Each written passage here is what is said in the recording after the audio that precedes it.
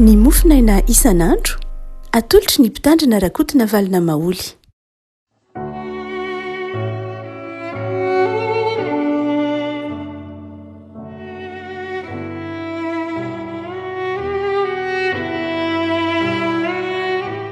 Falmerabatsika revaka malalatra ty alarobia 9 ny volana Jolay ity. Ny mofinaina sy voalahatra ao antsika dia ny boky ny Ezekiela mpaminany. Ezekiela toko faharoa. Ezekiela toko faharoa andiny voalohany ka hatramin'ny andiny 10. Ezekiela toko faharoa andiny voalohany ka hatramin'ny andiny 10. Aminaran'i Jesoa. Roy izy tamiko ry zanak'olona mitsangana fa hiteny aminao aho. Ary nisy fanahy tonga tao anatiko raha niteny tamiko izy ka nampitsangana ahy ary reko izay niteny tamiko. Roy izy tamiko ry zanak'olona maniraka anao amin'ny zanak'Israela, eny ho amin'ireo jentilisam-piodina izay efa niodina tamiko. Izy sy ny razany dia samy efa nanota tamiko avokoa mandraka androany. Ary ho any amin'ny zanaka mafiandrina sy madibo no anirahako anao. Ary ianao anao aminy hoe izao no lazain'i Jehovah Tompo. Ary na hiaino izy na tsy hiaino fa taranaka maditra izy dia ho fantany fa efa nisy mpaminany teo aminy.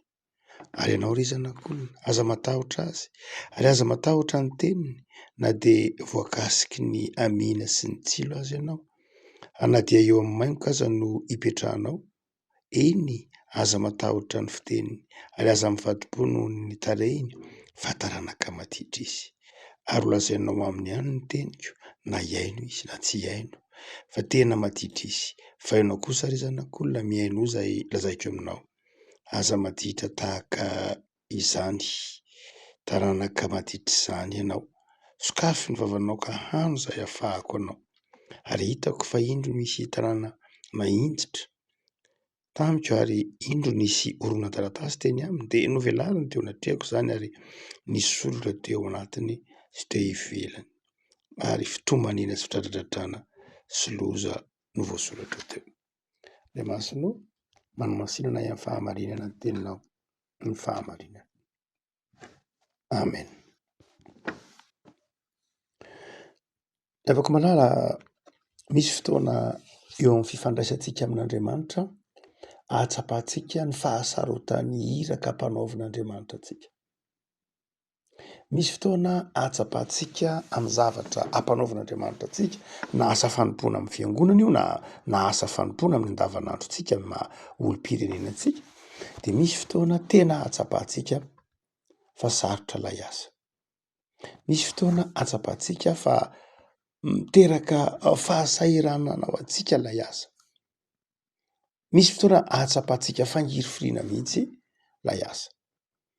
Araka ny tenenin'ny faminaniana Ezekiela mpaminany hoe tena mety hitombina hipetraka ambony maingo ka amin'ny amina tsilo isan-karazany mihitsy ny mpanompon'Andriamanitra. Ary rehefa ao anatin'izany toe-javatra izany isika dia ao anatin'izany fahatsapana fangirifiriana na zavatsarotra noho ny fijoroana vavolombelona, na noho ny fiandaniana amin'ny fahamarinana, na noho ny fijoroana amin'ny fitiavana namana sy ny fitiavana ny hafa, dia mampahiry antsika mihitsy ny tenin'Andriamanitra. Ary itony faminaniana izay hitantsika ampitondran'ny Ezekiela mpaminany tony dia tena tenin'Andriamanitra mampahiry antsika tokoa. Mety misy fotoana aza moa tahaka ny Jeremia mpaminany nametra-panontaniana mihitsy manao hoe tena nantsoinao marina ve izaho Andriamanitra? Inona ny dikan'ity antsonao ity? Raha nantsoinao marina nahoana no avelanao handalo zavatsarotra, handalo zava-manahirana? Indraindray mampametra-panontaniana mihitsy rehefa ao anatin'ny zavatsarotra amin'ny asa fanompoana isika, dia indraindray mety mametra-panontaniana mihitsy ny aminy hoe ahoana moa ny antsonao Andriamanitra? Inona ny dikan'izao antsonao izao Andriamanitra? Ianao fitiavana, ianao fandresena, ianao fifaliana. Nahoana no mandalo zavatsarotra tahaka ny faminaniany Jeremia mpaminany? Fa tsy Jeremia na Ezekiela nametraka izany fanontaniana izany, fa na i Jesosy aza tao amin'ny hazo fijaliana mbola nametraka izany fanontaniana izany hoe fa nahoana ny dia mahafoy ahy ianao? Dia afaka inona ary no ambaran'ity faminaniana Ezekiela mpaminany ity? Manoloana izany fampiomanana antsika izany ny amin'ny zavatra mety ho sarotra lalovantsika amin'ny asa fanompoana. Manahoana ny zavatra tiany tompo takatritsika, ina zavatra tiany Ezekela ampitaina amintsika manoloana zany hoe misy zavatra tsy maintsy sedraitsika, misy zavatra tsy maintsy lalovantsika. Andriamanitra ve no mamelantsika eo rery sa Andriamanitra no tsy mahatoky ka mamelantsika eo anatin'ny sarotra? Mamaly zany Ezekela mpaminany eto. Voalohany indrindra dia hoy Ezekela mpaminany, mibaiko n'Andriamanitra tamiko voalohany indrindra dia mila mitsangana. Ho an'ny mpanompon'Andriamanitra dia afaka malala zay irahin'Andriamanitra, ho antsika mpanompon'Andriamanitra mpino dia ny afatr'Andriamanitra voalohany indrindra dia olona mitsangana. Olona mitsangana. Rehefa miteny hoe mitsangana ny soratra masina dia milaza fahavononana. Milaza fahavononana izay. Milaza mijoro, fijoroana, mitsangana, ho tazana, mitsangana, ho hiasa, mitsangana, hamindra, mitsangana, handray baiko. Ary dia hoy Ezekela mpaminany hoe nibaiko n'Andriamanitra voalohany tamiko, miloa ny zavatra rehetra dia mitsangana ianao. Ary hoy izy tamiko, mitsangana ianao fa hiteny aminao aho.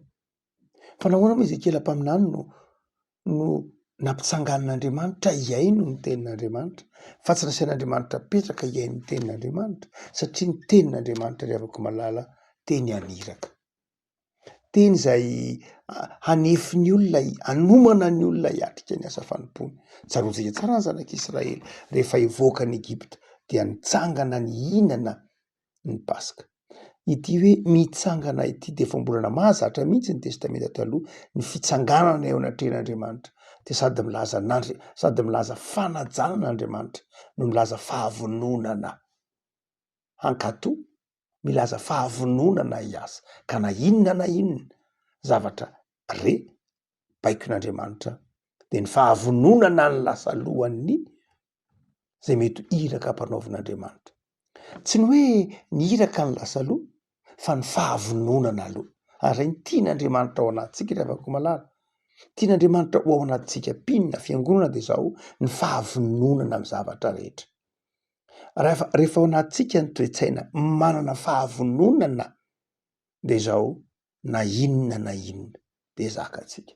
Na inona dia vitatsika. Na inona dia voavahantsika satria ny fahavononantsika dia midika fahavononan'Andriamanitra. Ary dia hoy Ezekela mpaminany manao hoe nampitsangana ange izy. Ary rehefa nampitsangana izy dia nisy fanahy tonga tao anatiko ary niteny tamiko izy. Ary reko ny feo. Ny olona mitsangana ry havako malala no mandray ny fanahy masina. Mitsangana dia nisy fanahy tonga tao amiko. Raha mbola eo am-pitoerana isika, raha mbola mipetraka isika tsy vonona dia tsy miasa ny fanahy, tsy miasa ny finoana, tsy miasa ny fanantenana.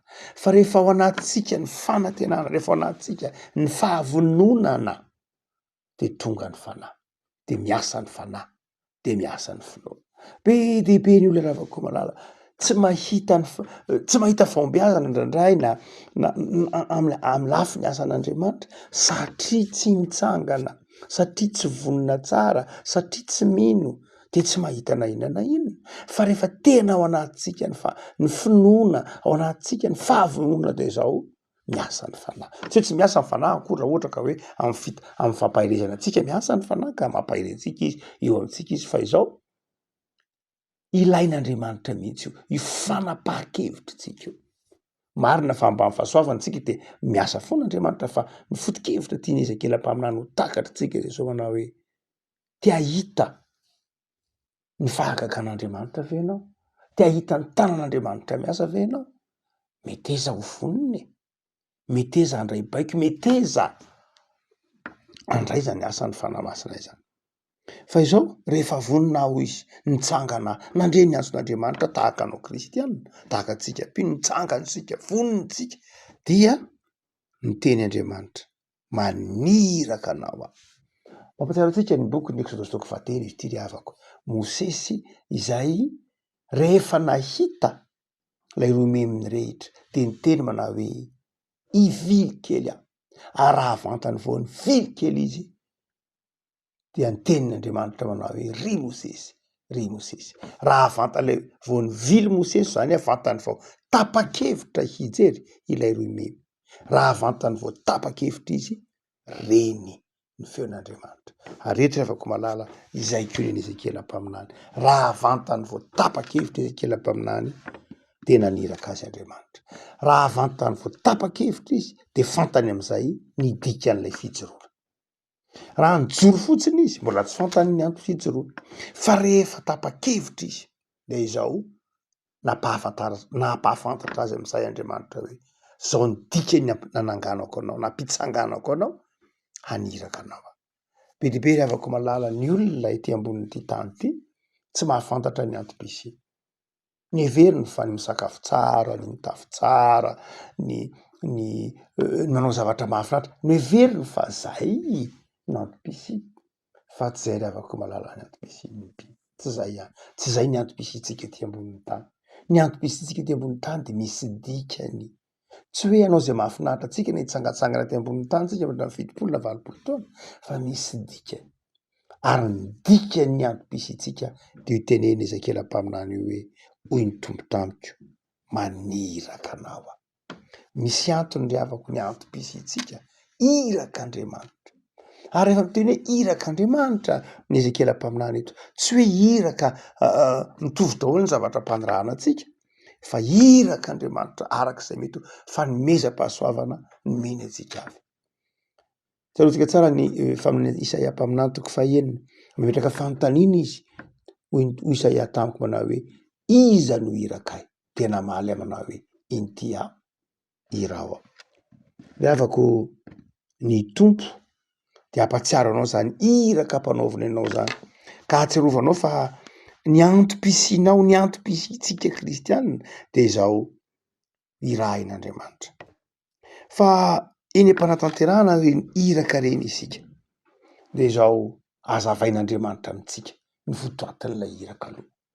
Zany hoe itsika rehefa ampanaovin'Andriamanitra zavatra de Andriamanitra mampahafantatra antsika, tsy manafina mihitsy ampahafantariny antsika ny tokony ataontsika, ny zavatra ampahafantariny antsika zao nataoko anao, ary tsy vitan'izany ihany fa ampahafantarin'Andriamanitra antsika amin'ny fomba n'Andriamanitra mety mivantana, mety amin'ny fampianarana ny zavatra miandry antsika, ary mihoatra noho zany koa ampahafantariny ny ampihomaniny isika. Izy manao hoe voakasiky ny tsilo, voakasiky ny amina, maingoka, zany rehetrany de mety ho zavatra ampiomaniny tompo antsika, atrehitsika ny amin'ny fanompoantsika azy. Manomana antsika hiatrika zavatsarotra Andriamanitra, manomana antsika, mampiomana antsika Andriamanitra fa mety miatrika zavatsarotra isika. Saingy zao zavatsarotra zakatsika, zavatsarotra tsy ho zakatsika ihany fa zavatsarotra ahitany tompo vahaolana. Zay mahatonga azy miteny manao hoe aza matahotra ianao, aza matahotra. Mandrakariva antsy afaka malala amin'ny psikolojia fatatsika rehetra fa ny zavatra rehefa tena atahoran'ny olona de tonga, ny zavatra atahoran'ny olona mafy de tonga ho aminy amin'ny psikolojia. Asa raha mety ho mahamarina ny fiainan'ny olona rehetra zany, fa reo mpadinika ny toetran'ny olona de manao hoe ny zavatra rehefa atahoranao mafy de tonga ho azy eo fotsiny. Mety ho diso zany amin'ny lafiny zavatra sasany, saingy eto Andriamanitra de manala ny tahotra ny anatintsika, manala ny tahotra ny anatintsika satria ny tahotra de manjary mahatonga antsika tsy afaka manao zay zavatra tiany Andriamanitra ataontsika, de mampiomana Andriamanitra. Am'izay fotoan'izay zay zavatra sedratsika de efa toy ny efa niomanantsika, toy ny efa lalovantsika. Afaka malala inona ary no afatra Ezekela mpaminany manoloana ho antsika zay mpanompon'Andriamanitra ho antsika kristianina, indrindray itsika halana zao tontolo zao, tsy tiany zao tontolo zao. De eto Ezekela mpaminany mampahafantatra anao, aza matahotra, aza manahy mihitsy aza, ary de manome vahaolana ary izy hialantsika amin'ny tahotra, maniraka antsika Andriamanitra, manala ny tahotra Andriamanitra, fa misy vahaolana omen'Andriamanitra eto izao izy manao hoe mihaino ianao zay lazaiko aminao. Ny fiainona ry havako malala, ny fiainonan'Andriamanitra dia mahatonga antsika manana eritsaina sy herim-panahy hijanona ho mahatoky hatrany amin'ny zavatra ampanaovin'Andriamanitra antsika. Asain'Andriamanitra mitsangana, asain'Andriamanitra irain'Andriamanitra, omen'Andriamanitra toky aza matahotra, ampy ve zay? Ao anatin'ny zavatra sehatra itsika, ao anatin'ny asa antsika misy zavatra sarotra, fa ny fitaovana roa zay ahafahantsika manana tanteraka ny asa, ny fijoroana vavolombelona, ny fiainantsika isan'andro dia zao. Ny voalohany, ny fiainoana ny tenin'Andriamanitra. Ny fiainoana an'Andriamanitra. Ny atao hoe miaino an'Andriamanitra ny avako malala dia mankatoa an'Andriamanitra. Ny atao hoe miaino an'Andriamanitra dia mankatoa an'Andriamanitra. Ny fankatoavantsika sy ny fiainoantsika an'Andriamanitra mahatonga antsika mandresy, mahatonga antsika mahavita, mahatonga antsika mahatsanga ny zavatra, mahatonga antsika mahajoro vavolombelona. Rehefa tsy miaino an'Andriamanitra isika dia ny feoan'ny nofontsika ny rentsika. Ny nofontsika dia mitaraina mandrakariva. Ny nofontsika dia ny fangiry firiana. Rehefa tsy miaino an'Andriamanitra isika dia lasa ny feoan'izao tontolo izao zay manakina antsika, mampakivy antsika ny rentsika. Rehefa tsy miaino an'Andriamanitra isika dia ny feon'ny tenantsika no ny rentsika. Rehefa tsy miaino an'Andriamanitra isika dia mety feo hafa mihitsy ny rentsika. Eo ampanaovana ny zavatra ampanaovin'Andriamanitra. Dikan'izany dia zao Ezekiela mpaminany nanafatra mihitsy Andriamanitra. Eo ampanatanterahana ny fanompoana miaino zay lazaiko aminao. Zany hoe zay didin'Andriamanitra, zay sain'Andriamanitra atao no atao. Fa ny vahaolana faharoa zay asehony Ezekiela mpaminany eto, izy manao hoe nasain'Andriamanitra nosokafana ny vavako ary dia nomeny ahy ny hano zay afahako anao. Dia ino no afahako azy? Horona taratasy no nomeny ny tompo azy. Miaino raha izay. Fa faharoa, mivelona mihitsy amin'ny tenin'Andriamanitra. Andriamanitra ny mamelona, Andriamanitra ny miantoka, hitako ny tanan'Andriamanitra mihitsy. Avako dia hijanona ao anatin'ny ankiviana raha ve isika mandroana ny fijoroana vavolombelona. Hijanona ao anatin'ny tebiteby ve isika manoloana ny asa fanompoana. Hijanona ao anatin'ny tahotra ve isika manoloana ny zavatra setraina. Dia eto rehavako malala mampahery ianao ny tompo fa amin'ity alarobia ity. Aza matahotra, mahatoky miainoy Andriamanitra ary mahatoky fa mamana anao izy, mamelona anao izy, ary ny tanan'Andriamanitra mitsotra mihitsy no hitako Ezekiela mpaminany. Rehavako malala ilay Jesosy Kristy izay efa nandresy ny fahafatesana, nanafatra antsika manao hoe ahita fahoriana ianareo, ahita zavatsarotra ianareo, satria izao tontolo izao manodidina anareo dia izao tontolo izao toy ny maingoka, izao tontolo izao toy ny tsilo, izao tontolo izao masika, izao tontolo izao tazantsika ny fahasiahana, izao tontolo izao tazantsika ny tsy fahazakan'izao tontolo izao ny filazantsara, tsy fahazakan'izao tontolo izao ny fahamarinana, tsy fahazakan'izao tontolo izao ny fitiavan'Andriamanitra ka mahatonga azy mifototra, mahatonga azy romotra amintsika pino. Dia Ezekiela mpaminany manao hoe matoky fa Andriamanitra momba anao, Andriamanitra mamelona anao, Andriamanitra mitantana anao. Amin'ity alarobia ity rehavako malala ny tompony hampahery anao amin'izay mety lalovanao sy sedrainao, fa mpanompon'Andriamanitra ianao. Noho izany rehefa nofidiako iny tompo tsy mba hariko. Vavaka isika. Tompo ampisoranao izay noho ny amin'ny soratra masina izay mampahery anay, nitona anay hahery amin'ny finoana, nitona anay tsy ho variana ao anatin'ny sarotra, nitona anay tsy ho kivy ao anatin'ny zava-manahirana sy setraina isan'andro, nitona anay hiankina aminao. Mivavaka izahay tompo, ampaherezo amin'izay rehetra mety hitondranao anay, ataovy mpandresy izahay, ataovy faly aminao izahay, ataovy faly amin'ny isan'andro nay izahay, fa Andriamanitra azo antoka ianao. Omeo anay ny fahalemem-panahy sy ny fitiavana, omeo anay ny fahasahiana sy ny fijoroana, ary omeo anay ny fo matoky, fa Andriamanitra azona iantegana amin'ny fotoana rehetra ianao. Ka na inona setrainay dia ho tsapanay fa mampitsangana anay ianao, mampitoetra ny fanahy ianao aty anatinay ianao, miteny aminay ianao, mamelona anay ianao, mampandresy anay ianao. dia tahiry ity tontolo andronay ity tompo, ho tontolo andro ho ambany fahasoavanao hatrany. Misaotra Jesoa. Amen.